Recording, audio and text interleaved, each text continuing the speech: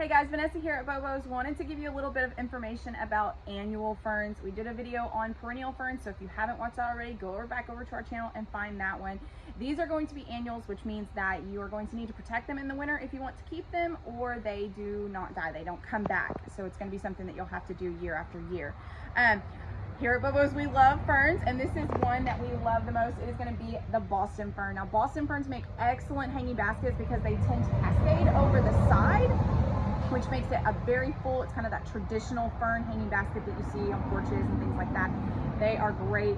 This is another one. It is going to be the fluffy ruffle fern, and it is, like the name says, it is very fluffy and very ruffly. It has really pretty blades on each one of the leaves there. The other is going to be the rabbit's foot. Now, rabbit's foot is fun, and my aunt always loved rabbit's foot because of the cool, I guess it's the root that comes over the side of the pot. It's very furry, and it kind of looks like a rabbit's foot. Has a really pretty blade and really green color. The other is going to be the Dallas fern. Now, the Dallas fern and the Boston fern look a lot alike, but Dallas ferns are a lot more compact. They're definitely not going to get as big and cascading. They still make great great hanging baskets, but they're not going to cascade the same way that the Boston does.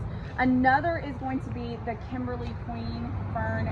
They look a lot like the Boston fern as well, but they tend to stand up straight as opposed to cascading. This one makes really good like a pot plant next to like your door or something like that.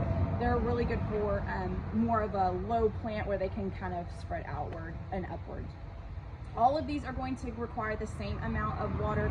Again, ferns like cool, dark kind of spaces. They like that shade. They're not going to be something that you put out in the full sun, but they like to have moderate water. So you're going to water them whenever they're dry, keeping it kind of cool and moist, but not overwatered. They don't like to sit in water. And again, you are going to have to protect these in the wintertime. If you want them to continue, to have that same plant year after year, you're going to need to bring it into the house. Inside the house is great. It just needs to be near a bright window where it can have like some filtered light. But otherwise, out on a porch or patio or somewhere in your yard that has lots of shade cover, these are excellent, and they will add a lot of green foliage to your yard.